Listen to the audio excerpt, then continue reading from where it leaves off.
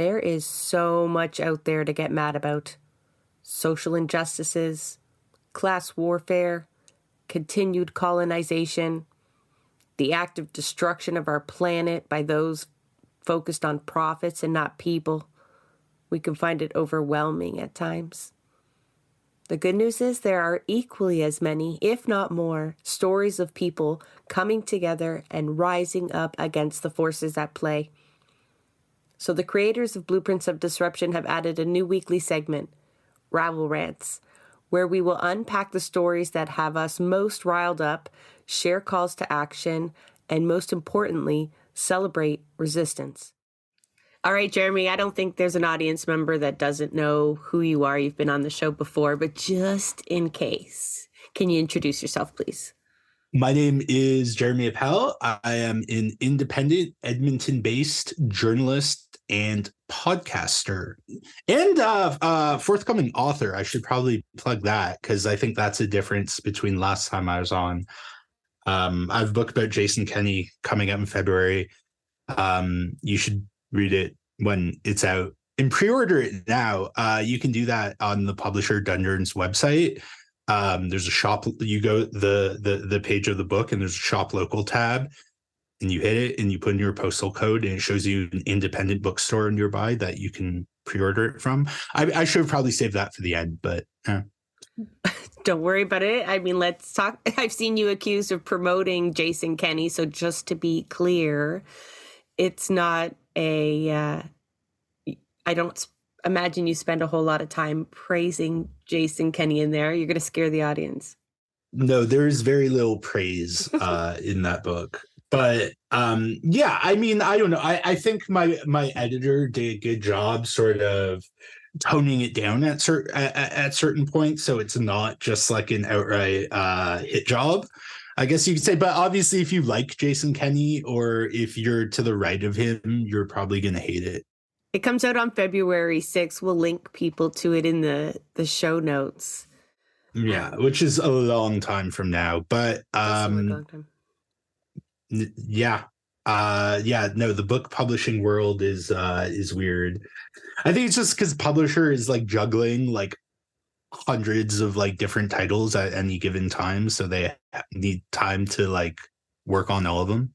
Also, you don't want to like compete with the release of Britney Spears' next memoir or anything like that, right? You gotta space that shit out. But we'll call you back on the show for sure to get the more unhinged version, whatever fell to the cutting room floor. You can bring and share with us. A couple pages of speculation about his personal life. I'm sure it's juicy. Yeah. Well, I cut it because, anyways, it doesn't matter. Well, we'll talk about it. We'll cross that bridge when we get there. We do. We got a bit off topic because although you talk about a lot of interesting things, I reached out to you to talk about something a lot more serious. And that is really what it's been like for you, for Jeremy, as an independent journalist. I feel like that tag was important to make at the beginning because people are right frustrated right now with what they're reading. And I see you out there constantly kind of combating the propaganda machine and the disinformation. And I wanted to call you in to get your take on all that and on what Canadian politics, how that's going to play into it, but also to check in with you to see how you're dealing. You've got a unique position both as a Jewish person and a journalist. And it's difficult times for both right now, is it not? Mm-hmm. Yeah. Thank you for checking in on your Jewish friend, as all the celebs are saying you should do. But no, it has been, I would be lying if I said that it wasn't a very emotionally exhausting time for myself. I don't think that's anything compared to what Palestinian and Arab and Muslim people are going through now. But I mean, still, it has been very distressing. I mean, first with the attacks on October 7th, as someone who has been my entire adult life a critic of the state of Israel and supporter of Palestinian human rights. It was really hard to sort of, I guess, reconcile that with the sheer horror of the Hamas attacks on Israel on October 7th, and of course, we still don't have a entirely clear picture of what happened, but either way, like a lot of Israelis were killed, right? More than on any other day. And seeing people say, oh, it was the most amount of Jews who were killed on the day since the Holocaust. It's like gross emotional manipulation, but it's also technically true, right? And so that, I mean, I have family in Israel. I like them, I care about them. I don't agree with their political views, but I certainly don't wish them harm. And a good friend of my parents had a niece who was killed. And so there's that, but everyone knew what was going to come next, right? In response to the attacks. Yeah, and of course the attacks they didn't just come out of nowhere. They were in response to decades of apartheid and ethnic cleansing and a siege on Gaza. But again, the Israel only has one strategy for dealing with the Palestinians, and that's using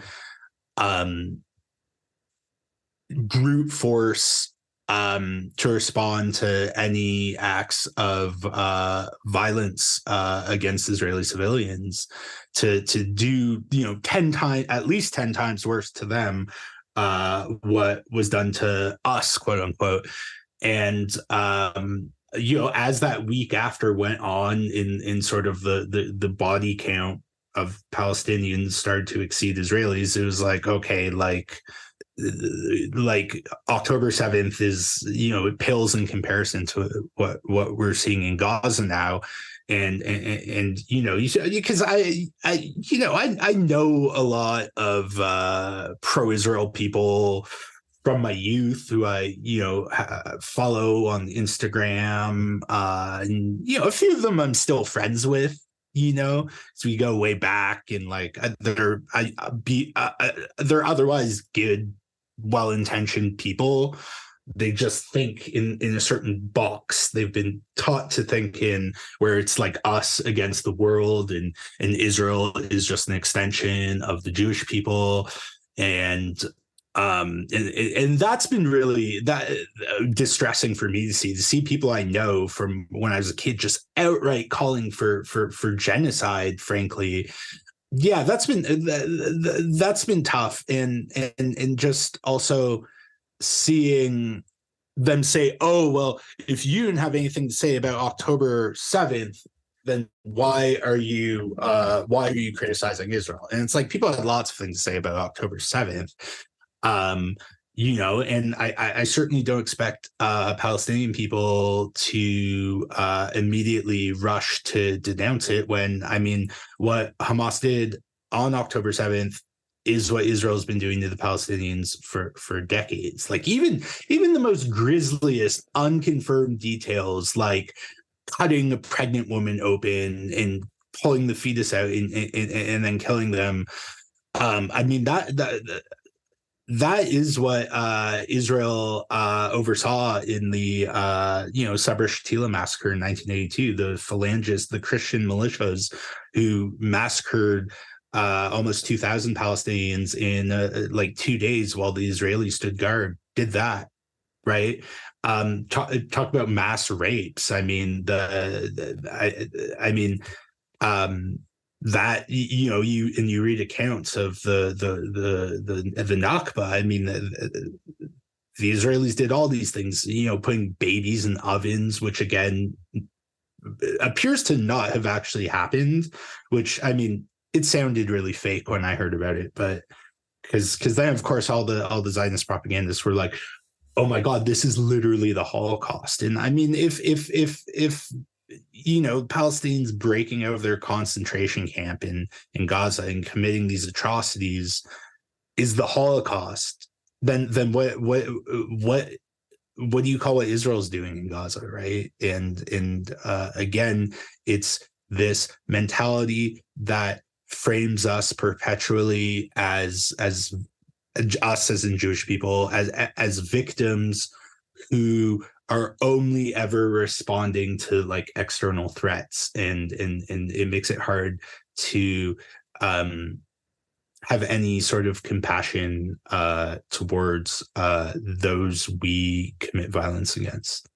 I feel like a lot of people, your average people, understand the hypocrisy that's at play, but the narratives that you're talking about, everyone talks about how the battle's going, right? We like to encourage ourselves and say, we're winning this narrative, people are listening, they're understanding the reality. But sometimes that's hard to see when like really top-down messaging is coming out that includes these like unverified claims you're talking about, people that refuse to take them down, some notable, media heads. We won't note them though. But how does that perpetuate in such a level that we're seeing right now, even when folks can see that they're using unreliable sources, that they are, the whole Biden thing, where he gets in front of his people and says he looked at photographs of beheaded babies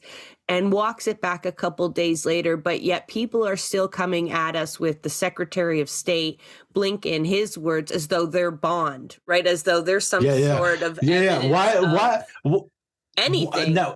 Yeah, the Secretary of State of the United States, why would he lie? And it's just like, no Secretary of State has ever lied. No. Yeah. But like people who should know better are throwing this guy's quotes at me as evidence, as receipts of something. And I am just, my mind just explodes. I'm going, where did you come from? What happened to you?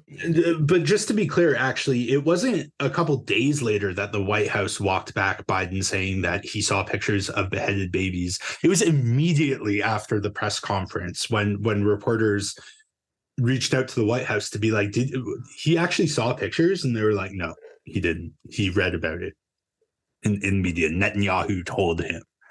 And I've never seen a greater gap between what actual people think and what our government is saying. And I mean, the NDP, because of pressure, have gotten to a good position on this, I think, a reasonable position. I really had to swallow a pill there to nod along with you. They have, but it's just a letter. I'm still not satisfied, but and I mean, they're propping up liberal government, but they're not going to make the government fall over this. So, I mean, but I mean, when you look at states, I mean, Bernie Sanders will not say the word ceasefire. He can't do it. I mean, that is so distressing. And I mean, you have like 10 people in Congress, literally 10 people out of nearly 500 who are being reasonable. It can be really discouraging in seeing how the media often frames this conflict, whereas it started on October 7th, right? It starts whenever Israel is attacked, right? But what happens before that, what leads up to the attack, context doesn't matter. Right? And so obviously that framing is problematic, but you are seeing sort of, I think, punctures in that narrative. You're seeing a lot more, not enough. And I know there are many stories of Palestinian experts having their interviews canceled and, all sorts of injustices on that level. But there are, I think, more Palestinian voices being included in media narratives. And because I remember in 2021, there like the amount of support for Palestine, right, coming a year after like George Floyd in this sort of really mainstreaming of Black Lives Matter. I remember thinking, wow, like there's really been a shift in narrative this time. And I think that's true this time as well, like sort of building on that. But of course, because of the October 7th attacks, that I think led to this gap between what people in the streets are saying and how they're perceiving this, and people in positions of power that wasn't as clear in 2021.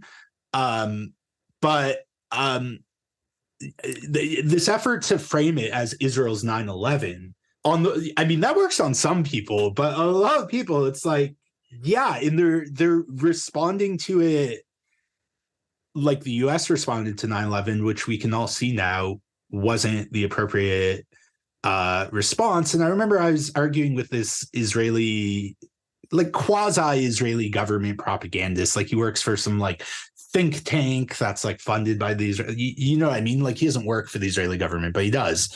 And I was like, oh yeah, remind me what happened after 9/11? Like how'd that go? And he's like, oh, remind me, what would the world be like if Al-Qaeda wasn't taken out? And it's like, well, I guess we wouldn't be supporting them in Syria.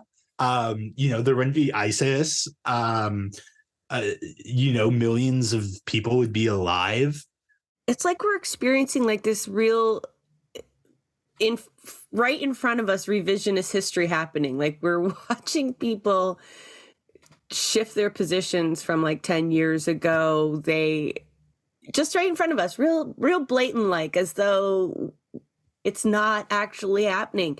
And like you talk about like the bottom, and what the masses think, what most people think, and then the people of power. But even the people in power are fractured, right? Like Trudeau's out of step with a lot of his cabinet.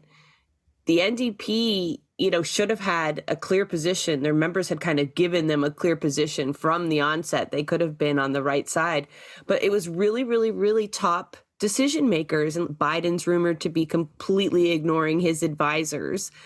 And I wonder if that's going to be disastrous for these politicians down the road as well. Like, to hold on, to dig into this position for so long when so many people around you are falling away from it, I can only imagine there's going to be blowback. And I feel like the Conservatives here in Canada are just, you've got your usual suspects pumping out the usual trash, but generally they're kind of laying low here as the Liberals get painted as supporters of genocide. You got any predictions in terms of Canadian politics and any rightful blowback that folks will face, like Biden in particular or Trudeau? Well, in terms of Biden, I mean, you've seen his poll numbers among Arab Americans have absolutely been decimated, and rightfully so. Now, interesting, you look at that poll, and it's like a lot of Arab Americans are thinking of voting for Trump or RFK. And I found in like not a lot for Cornel West, which is interesting because, of course, Trump is the same as Biden on this issue. Rhetorically, he wouldn't be advocating for any sort of restraint like Biden is, like claims to be, but isn't in fact. So I think he would be about the same. And RFK is worse. I mean, I mean, after he, on Twitter praised Roger Waters and got blowback for it, he just went like full Likudnik. And so it's interesting. Like, I can't believe we're still even talking about him. I wish he would just fade into obscurity. I do think he will help Biden. Like, if we're talking about, like, obviously stealing votes isn't a thing. Like, you're not entitled, no one's entitled to anyone's votes. But I do think people would otherwise vote for Trump would probably be more likely to vote for RFK than people would otherwise vote for Biden. But yeah, I mean, I don't know how Biden's going to win Michigan now. I mean, there are a lot of Arabs and Muslims in Michigan, and Rashida Tlaib, of course, very popular congressperson, probably the only, like, it wouldn't be much of an exaggeration to say she's the only good I think that's what we're Congressperson left with down there. Yeah, no. and Cory Bush um um I mean, she's saying, yeah, I'm not going to support him. And that I think that carries a lot of weight among like working class people in Detroit and of course Arabs and Muslims. Here in Canada, it will be, I don't know. I mean, because on the one hand, obviously Canada doesn't have the same amount of power to put a stop to this as the United States does, right? We are in directly funding the Israeli military in the same way that the United States is. Of course, we fund the Palestinian Authority directly, which exists to protect Israelis from Palestinians in the West Bank, at least, where they're nominally in power. And, we have a free trade agreement with Israel. I mean, so we do have leverage, and anyone who says we don't, in that the U.S. Is also powerless is lying. We absolutely do have leverage over Israel. Are we going to use it? No. But it will be interesting to see. Trudeau's been calling for a humanitarian pause for, I don't know, a week or two now, which is, I mean, useless. But it will be interesting to see if the pressure on him works, right? I mean, you have, more, I think a couple dozen Liberal MPs calling for a ceasefire now. Offices were occupied last week, including Randy Boissonneau here in Edmonton. And I mean, it worked with the NDP. I mean, after, Jenny Kwan and Jagmeet Singh and Randall Garrison's offices were occupied, the NDP came out and were like, I mean, they already supported ceasefire, but they went beyond that, saying we need to cut off arms sales to Israel. We need to end the siege of Gaza. Right. Like you mentioned, like that requires a far less hard commitment from the NDP, right? They now just have to issue a letter, show all their signatures on social media, and it seems like they think their job is done. And, I understand your point earlier about they don't hold much leverage over the Liberals, although that is their marketing scheme, right? Like they take credit for everything the Liberals do because of the influence that they wield, and then they cry like that they don't have any. But I'm so disappointed in the MPs that exist there that are persons that can do a lot of things to show what side they're on, right? They've completely lost their voice. They can occupy offices. They can help lead actions.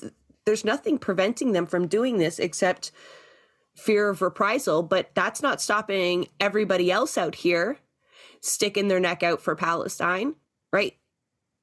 And these folks have made immense connections.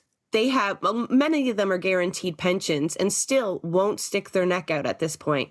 And, that's why, again, I'm not satisfied with that letter, even though they do take a really good position. It goes beyond the ceasefire. And the fact that we get really excited that people are calling for just a ceasefire at this point is really frustrating. But I know we have to get what we can get, but, know. But yeah, I mean, a lot of Liberal MPs are calling because they're listening to their constituents who are saying, ceasefire is the bare minimum, right? Because if we have a ceasefire and also, release the hostages on then we're just back to the status quo before October 7th, right? And the status quo before October 7th led to October 7th and led to what we're seeing in Gaza now. So obviously we need to go beyond that, and it is good to see the NDP say that, but are they going to do anything about it? Of course not. I asked, I interviewed Heather McPherson, who's actually my MP, and I like Heather. I don't agree with her on everything, but I think she has her heart in the right place.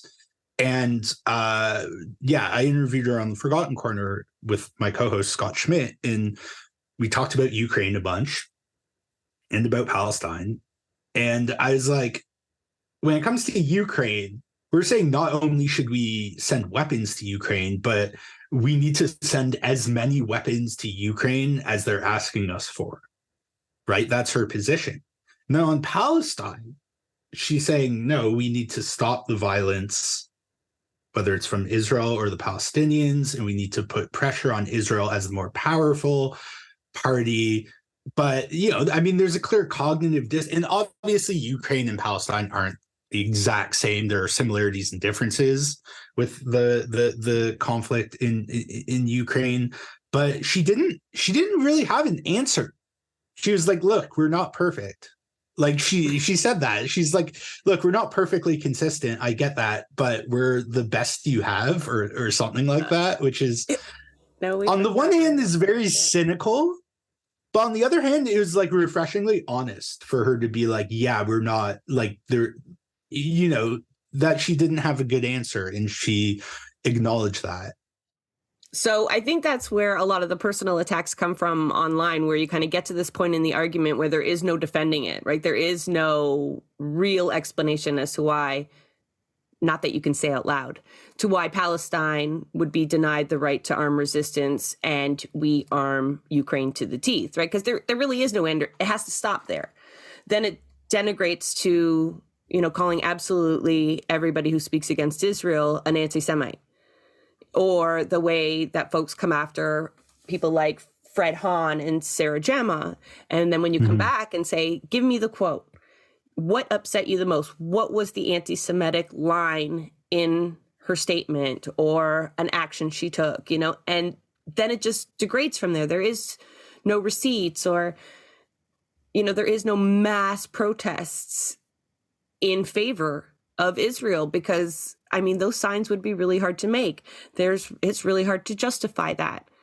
And so at least she is being refreshingly honest rather than trying to scramble to an answer to that, because there really is no answer that you could say other than colonialism, right? We support what Israel's doing because that is a model that we set for them. That's a model that we have followed before. Palestinians don't have the right to arm resistance because that would not work well for us. That is not part of our history. That is not something that they recognize as being valid. Well, I think it's important, though, to distinguish when we're talking about the Palestinian right to arm resistance, that it isn't absolute. Like a lot of what Hamas did on October 7th, I don't think would fall under the category of legitimate armed resistance. No, but nobody would dream of sending weapons to Palestine. Like if you ask Canadian Parliament, can we offer a $32 million package for armored tanks for Palestinians to defend themselves in the West Bank as settlers try to take their town, right? Illegally right now. And all year it's been on the increase, right? We would never think to supply them with anything to defend themselves. So not so much like justifying every horrible act that an armed extension of people commits, but even the idea that they could, even the idea of firing a rocket is so abhorrent, right? Like that is something that will erase the occupation in the discussion. Yeah, but they fire rockets indiscriminately into Israel. And it's like, well, I can't figure out what would be acceptable then. Right? Like what only precision guided weapons, only, like it just becomes such an obvious hypocritical position that, they can't say without saying either they're completely racist or pro-Zionist.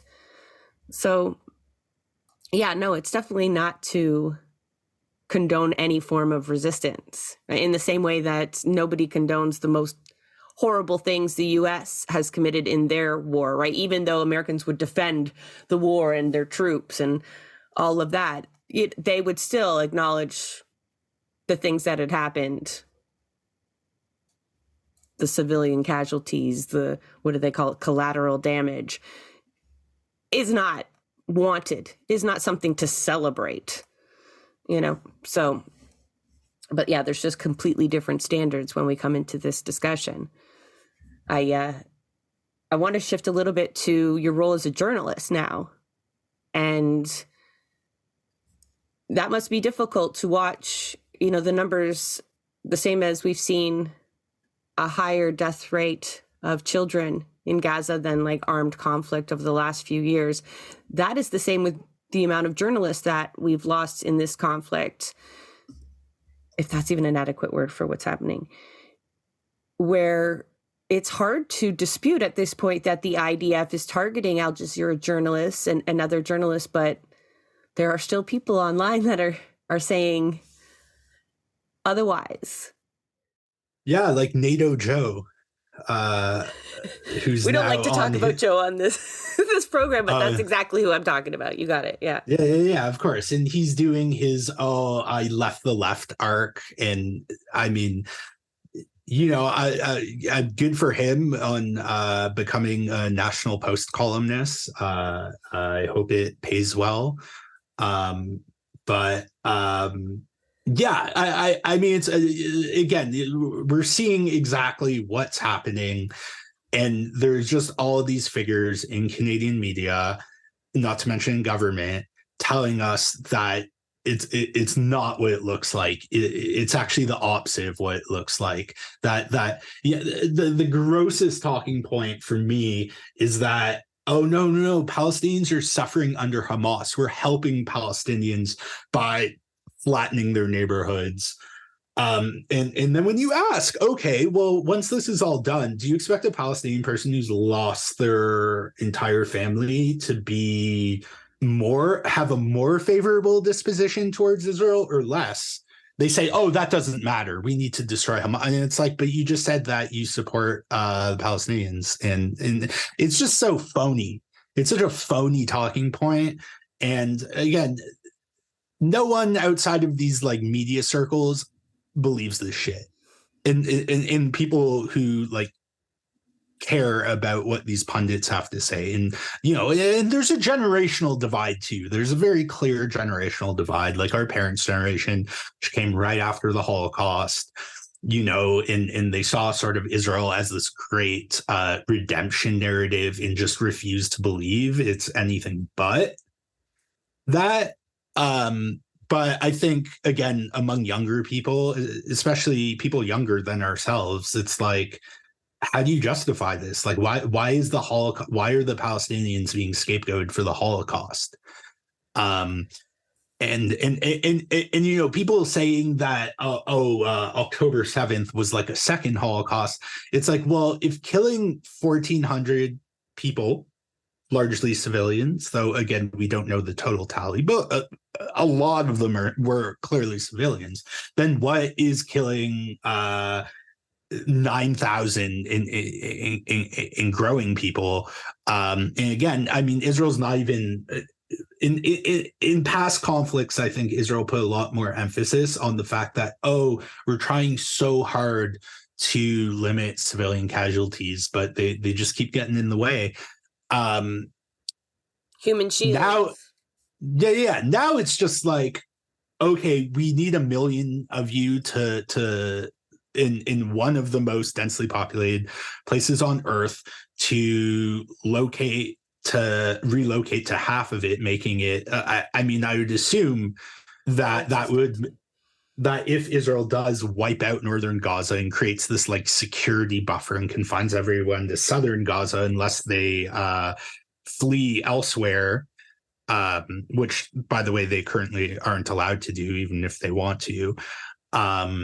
I mean, that would make it, I suspect, by far the most densely populated place on Earth, but I don't have the statistics in front of me. But just framing this, which is an act of ethnic cleansing, you're telling 1 million people to leave their homes and they're not going to have anything left when this is done, and trying to pressure Egypt into resettling them.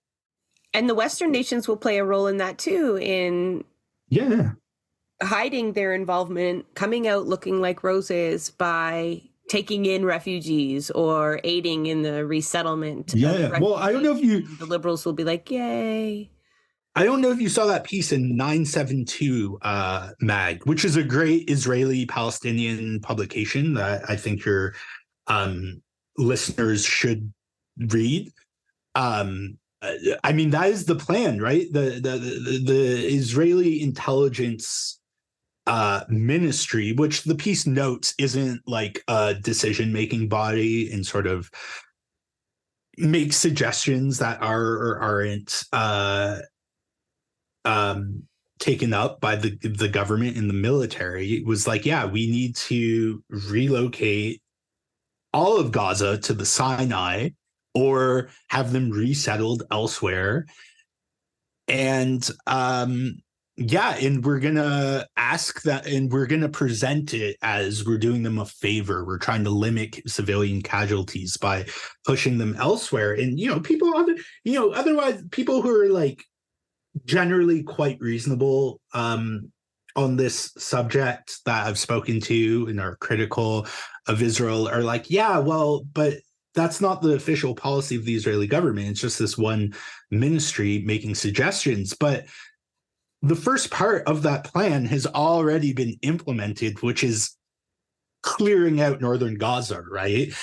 Reducing Gaza City to rubble, which is now it seems to be what they're sending Israeli soldiers to do, and just shoot anything. And yeah, I mean, more people. The Srebrenica, massacre in the 1990s that Serbia committed against Bosnian Muslims killed 8,000 people.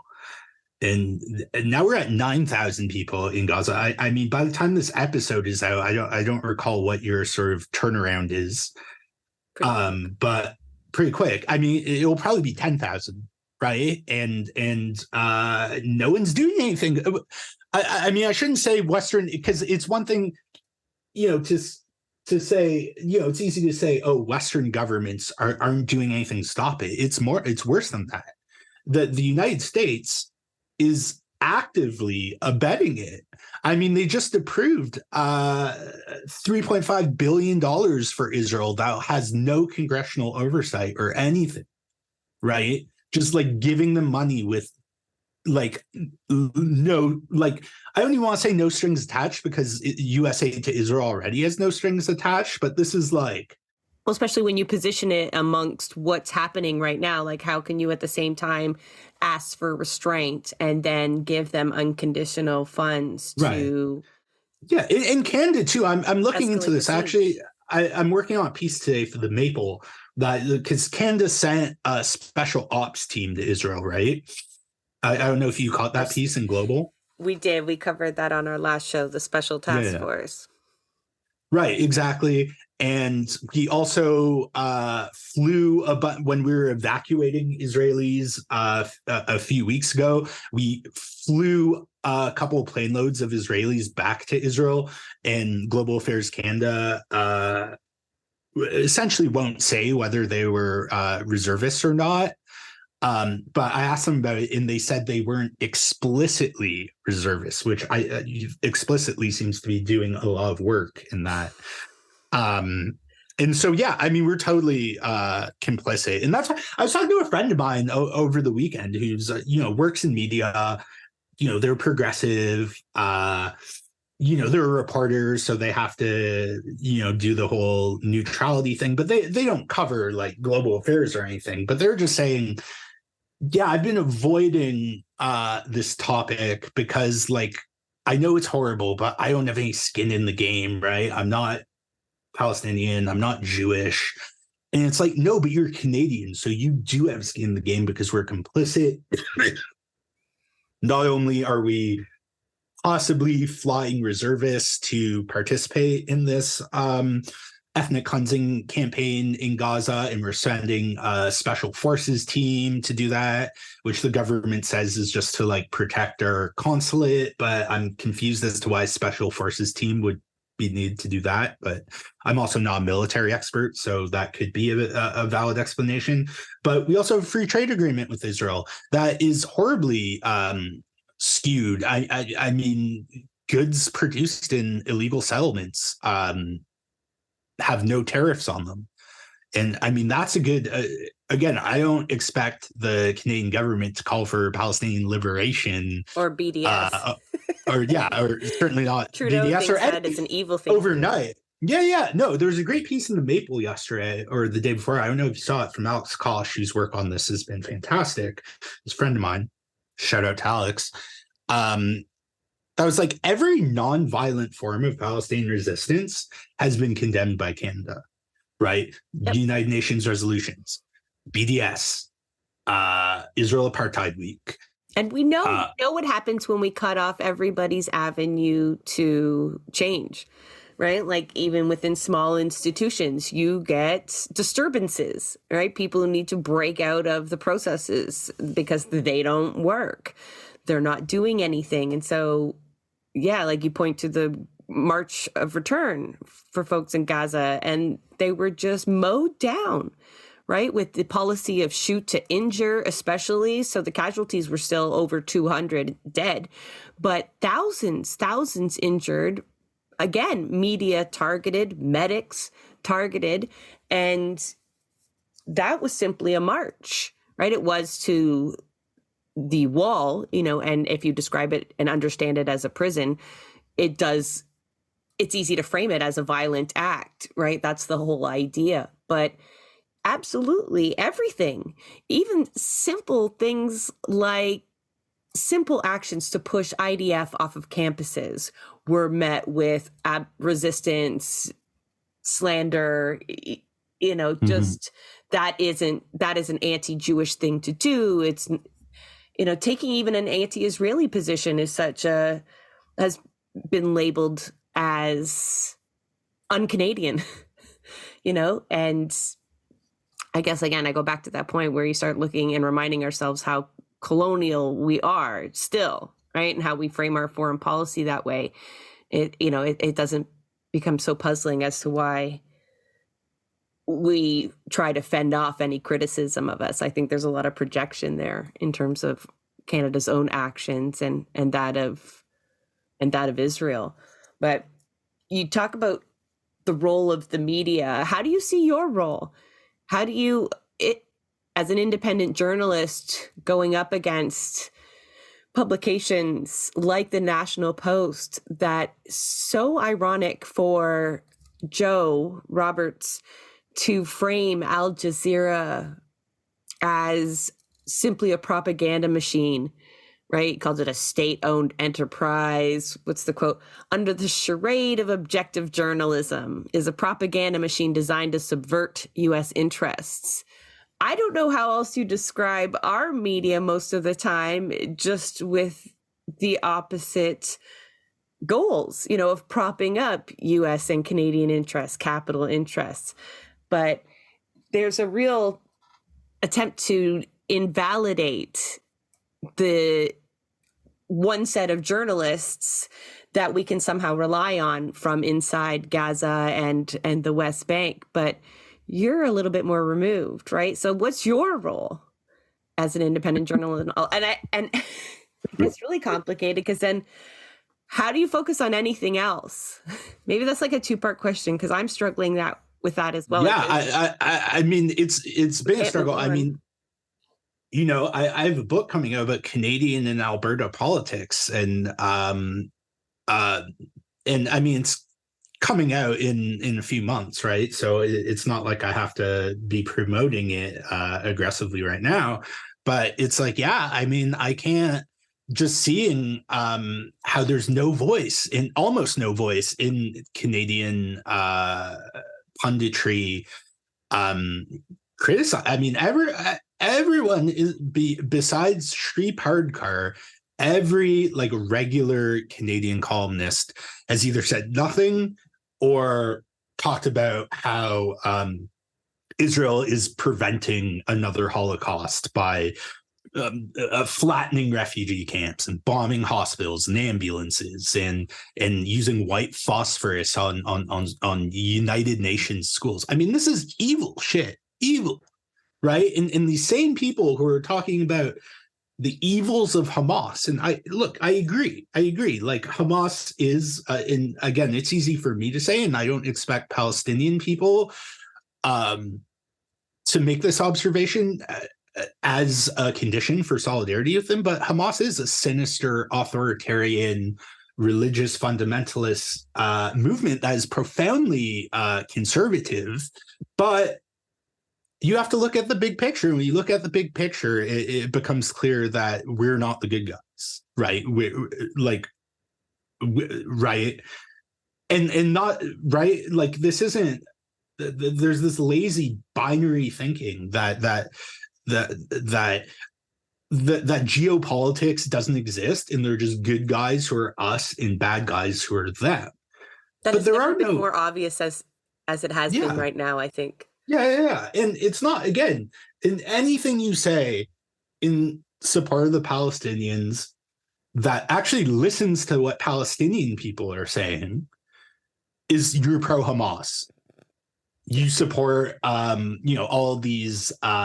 Which comes with the terrorist quote, right? Or the terrorist Yeah, of association. So course. not Yeah, just Hamas, but terrorism right. as a whole. Like Islamic Jihad, Yeah. the PFLP, which I mean, the PFLP, I'm not going to say I support the PFLP, but I am certainly sympathetic to the aims of their political wing. And yeah, like just saying from the river to the sea, Palestine will be free is a call for genocide. Like, on what planet? On what planet is saying Again, from a real colonial lens, right? If you are looking at it from that colonial perspective of like savages and the civilized, there are people that are viewing it this way. They're looking at land back in a different way now. Like, they do believe it. They believe, because if you look at the basis of Zionism, that like has to be one religion, right? Like it is an exclusionary idea. And so they think in that way because that's how they've lived. And so, it's the same way I think that people like Canadians are just going, well, is that how you'd feel if Indigenous people just started trying to take land back in the same way Hamas did on October 7th? Again, like a real kind of revisionist history, but that's how they view it, right? It's projection. That's how Israel has gotten to where they are. They have removed Palestinians as they claim land, right? So any assertion that Palestinians should claim land back, they assume would mean removing Jewish people, because that is how apartheid works. That is what they've lived and breathed and been taught that is the only solution. And so that's how I think people misinterpret that. Not to mention it's perpetuated by people who probably do know better and are just saying this to demonize Palestinian supporters in all the way that they do. But I think some people then hear it and believe it because that's what they've seen. And they've seen Canada do it to Indigenous people. When you need a land, you wipe out what's there, right? Some may survive in some fashion or another, but not without assimilation and all of these definitions that do encompass genocide. And yeah, but that is very frustrating. And I'm proud to see Palestinians not back down from that, because I know organizing about 8 years ago, it's not the first time that chant has been focused on as meaning something that it doesn't. But it was the response of a lot of organizations that were pushing for Palestinian rights at the time was to ask supporters not to chant that. And, that's not a decision for me to make. I'm usually just a participant. Well, I remember sit right. I remember back in the day, the chant "Viva Viva Palestina," "Viva Viva Intifada," which is now just Yes. "Viva Viva Palestina." Like, they dropped that because people are saying, "Oh, it's a call to violence," which is, of course, bullshit. But it can be interpreted that way. But from the river to the sea, Palestine will be free. I mean, that, like, yeah, no, like, people who are telling you that is calling for the elimination of the state of Israel, which, I mean, I guess you could interpret it that way, but it's just saying that Palestinians living between two bodies of water should have the same rights as Jewish people do. And if that is the destruction of the state of Israel, then should the state of Israel exist as a Jewish state? And I think the answer to that question is obvious. But yeah, and then the extension that, this is calling for genocide of Jews. How? Like, first of all, you're conflating the existence of Jewish people with the existence of the state of Israel, which to me is anti-Semitic. And then you're saying that like you're conflating states with people. states don't have rights to exist. They exist. There's reality of their existence that people have to contend with, but it's people. It's people have a right to exist. And if that's the best they can do, if they're saying there are these anti-Semitic rallies all over the world because they're calling for everyone to have equal rights between two bodies of water, what does that tell you? What does that tell you about this narrative that is being perpetuated in the media? But I think few people seem to be, because they're you read the Globe Mail, like, this is in general, but definitely especially on this issue. Well, no, but you read its reporting. I get it. I get the paper on the Saturday paper and just read it over the weekend. But you read the reporting and it's like you learn something. Like, often you have to read between the lines and you have to sort of weigh different points of view, which aren't always of equal worth, but you learn something often when you read the reporting in a paper like Globe and Mail. Then you go to the opinion page where it lays out what opinions you're allowed to have, and they don't jive. Yeah, and it's just like the most repugnant shit that is it's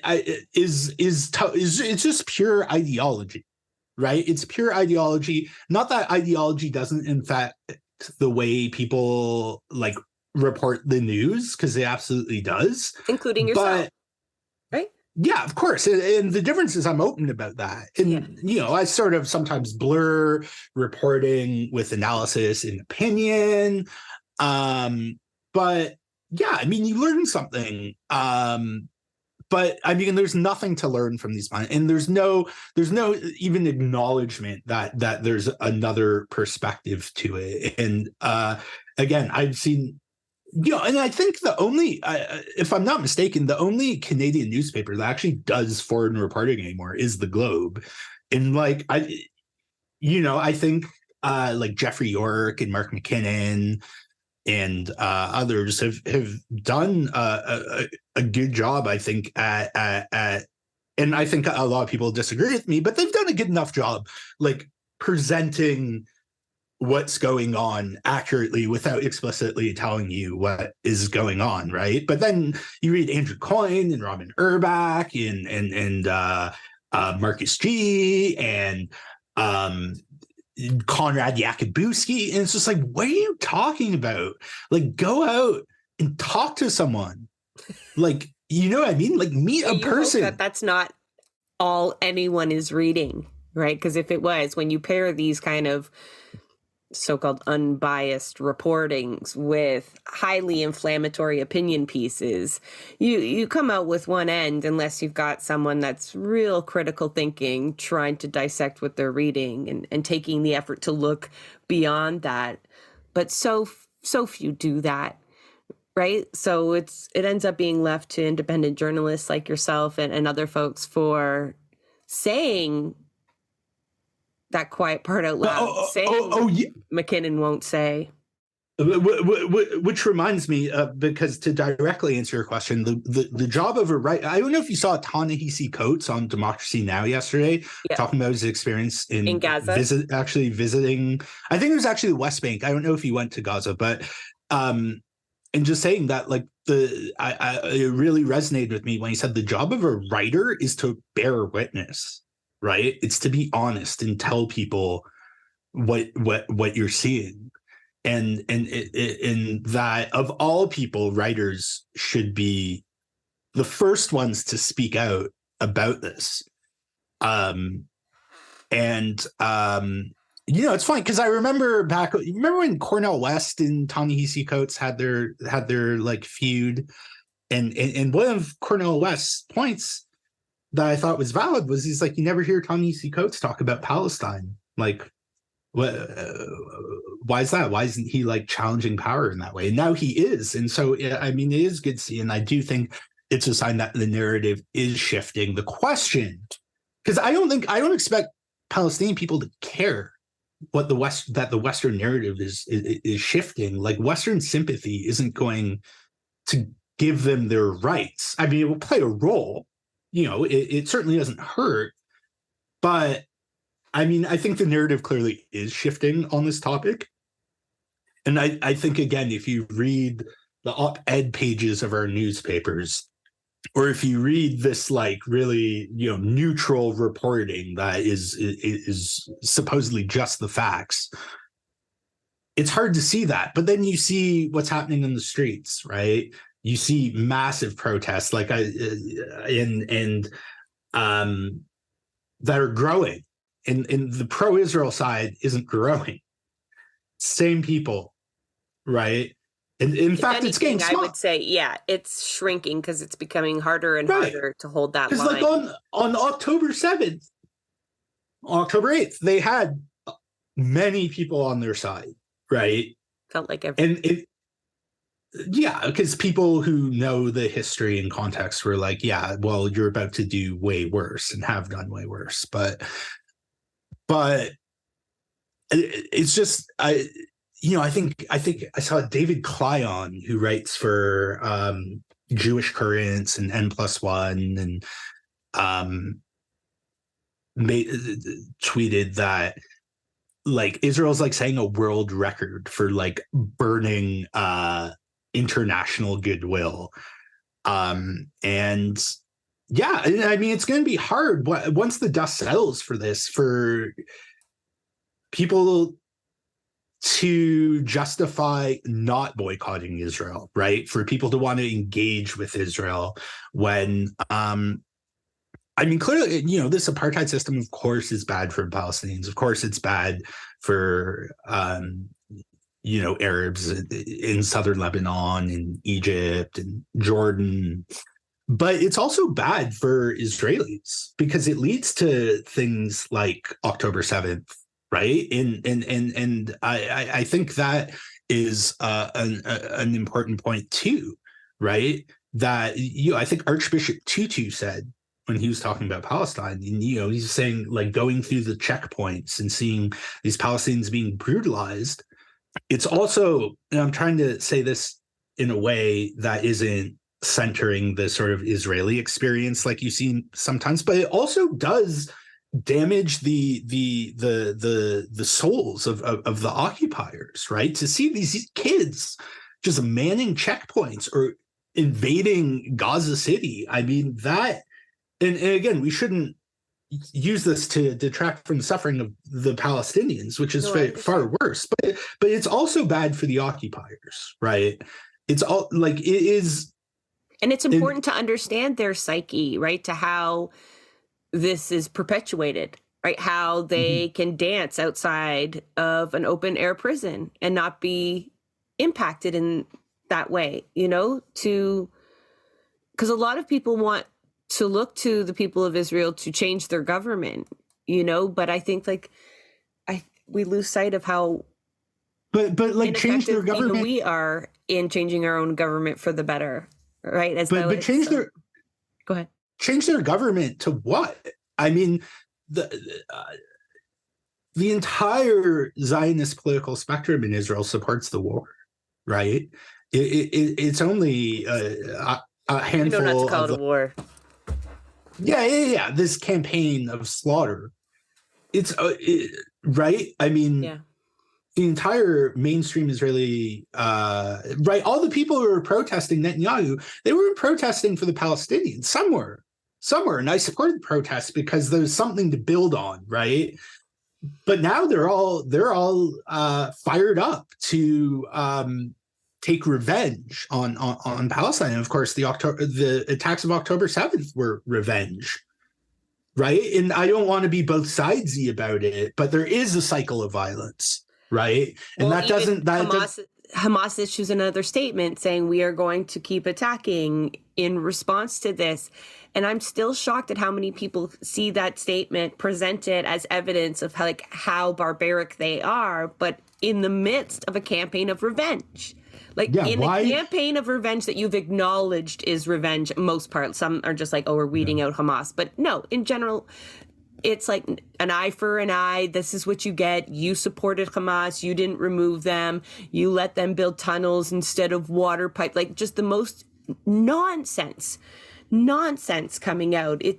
And then to just narrow that ability or that right for revenge just to the state of Israel, that only they can be justified in, they call it defense in this. But if Hamas were to return, if Hamas were to respond to the death of over 4,000 of their children, right? Because you're calling them human shields. You are saying these are families of Hamas, essentially, right? That is the line that's being told.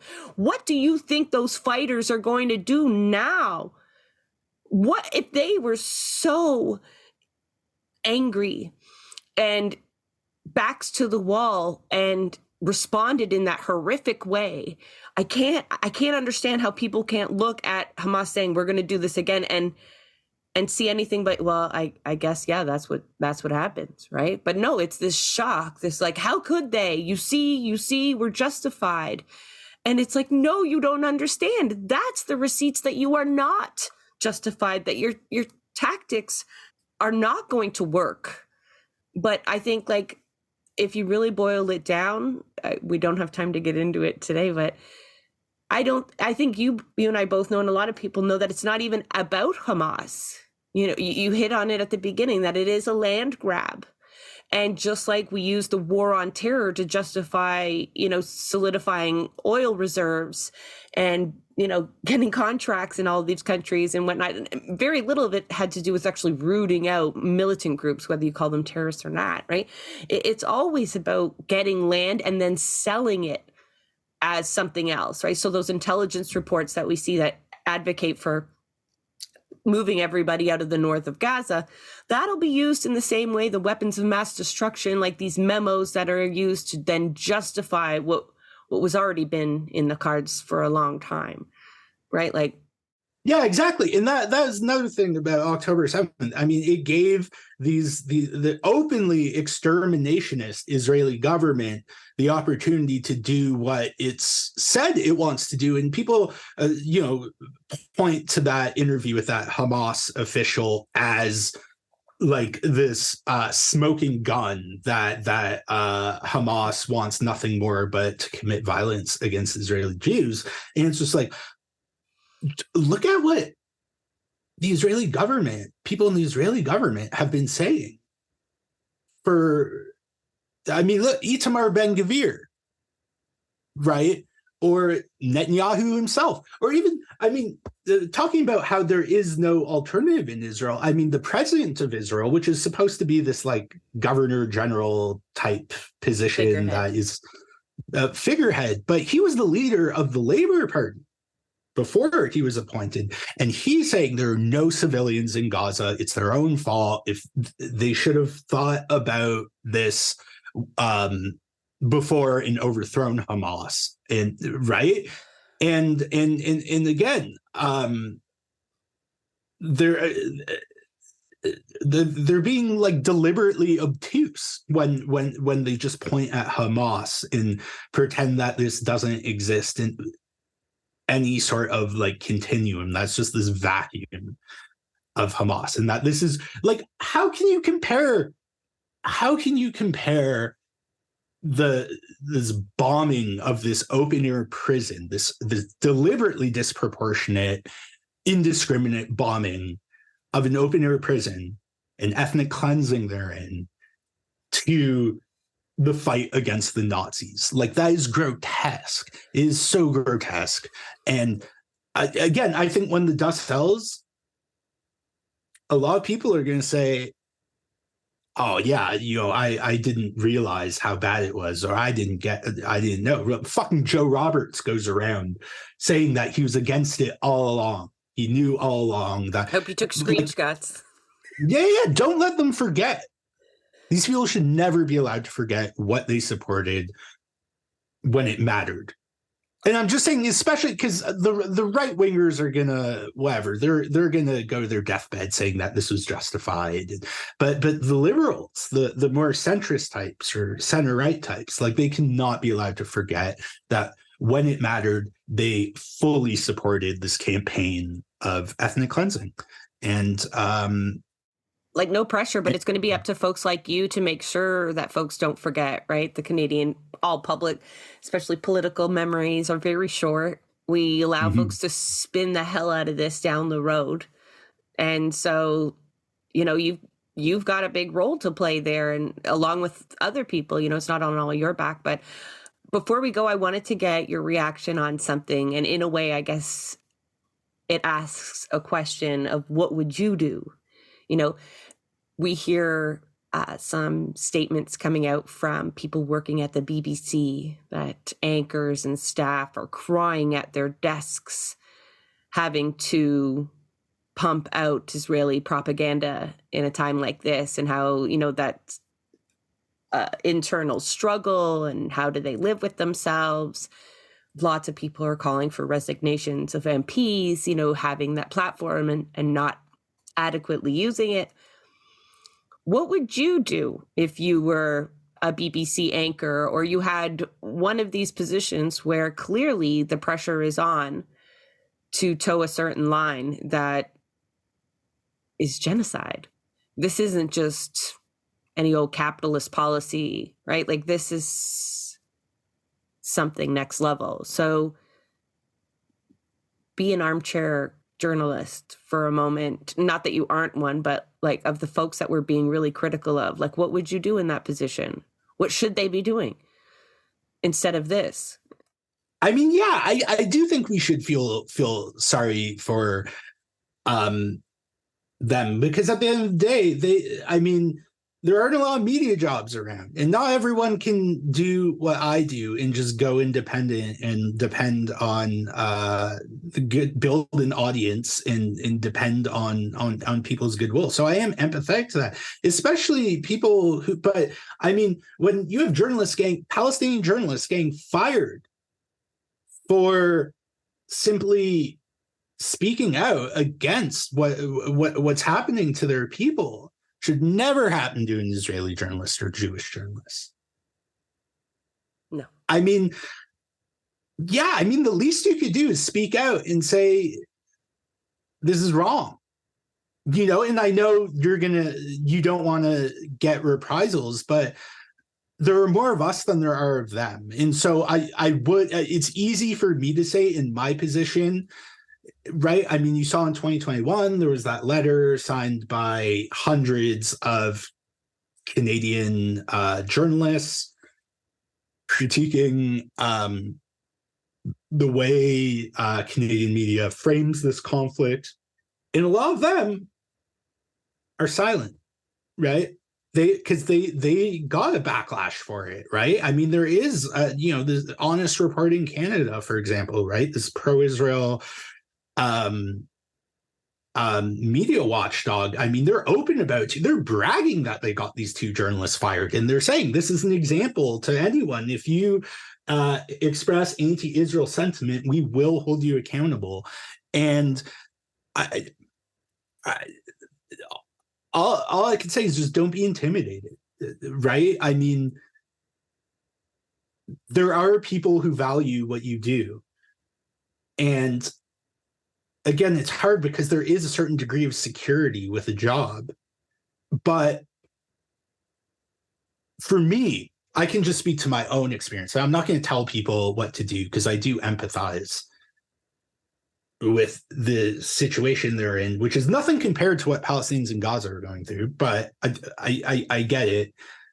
It's just, think about when the dust settles and you look back on this. Will you be able to live with the fact that you didn't do the few things within your power to at least try and put a stop to this? And I don't know, maybe some people are okay with that, right? Because they're just like, yeah, I got a family to feed, and I can't risk job security over speaking out about something I don't have direct control over. But for me, it's like I wouldn't be able to live with myself if I didn't do everything in my power right now, which isn't a lot, to, to bear witness. And, I think it's easy to focus on, to just try and focus on other things and just ignore what's going on. But this is serious stuff. And again, the more people that speak out, the harder it is for these pro-Israel groups to target them. And just remember that you're going to get called anti-Semitic, but you don't have to disprove you're anti-Semitic. These people have to prove that you're anti-Semitic. And again, if the best they can do is saying that you said that everyone between the Jordan River and Mediterranean Sea should have equal rights, if that's the most anti-Semitic thing that you've ever said, then you're good. No one believes that shit. Like your boss's mate. And again, that's the problem. But, now is not the time for cowardice, right? Now is the time for courage, which is in very short supply, as you can see. And so, again, I get it. You have a job. You need to provide for your family or for yourself. But, just think of the bigger picture here. And see that the media can manufacture whatever consent it wants, but the people are largely on your side. And again, I don't expect journalists to organize pro-Palestine marches or criticize their bosses when they make shitty editorial decisions, although that would be nice. Just go to the protest, not as a journalist, just as a human being. Right? Strength in numbers. Wear a mask if you don't be wearing a mask anyway. Yeah, exactly. But all the more reason to wear a mask. Individually we can't do much, but together we can do a lot more. And I think the tide is turning. It's just turning slower than it needs to be, and that's really distressing when you think about it that way. But again, people can contribute to the cause in different ways, right? And just do something, even if it's tiny. Like we need all hands on deck here, right? Because we are up against very influential forces, but together we can be an influential counterforce. Thank you, Jeremy, for those words there to encourage folks, but for doing a lot of the heavy lifting up there. I know you're going to say it pales in comparison to what Palestinians are doing, even the diaspora, and we get that. But I also see you sticking your neck out there and taking some blows, whether you read them or mute them or block them. I know some of them get through, and I want to just encourage you to just keep it up and know that you make space for people when you do what you do. And, even for folks like me, but also for just regular people talking to their family and feeling validated and having some of the receipts to back up the things that they need to say and getting it from sources that they know they can trust. So thank you, Jeremy, for coming on the show and for all of your hard work. Thanks for having me, Jess. Always a pleasure. That is a wrap on another episode of Blueprints of Disruption. Thank you for joining us. Also, a very big thank you to the producer of our show, Santiago Halu Quintero. Blueprints of Disruption is an independent production operated cooperatively. You can follow us on Twitter at BP of Disruption. If you'd like to help us continue disrupting the status quo, please share our content, and if you have the means, consider becoming a patron. Not only does our support come from the progressive community, so does our content. So reach out to us and let us know what or who we should be amplifying. So until next time, keep disrupting.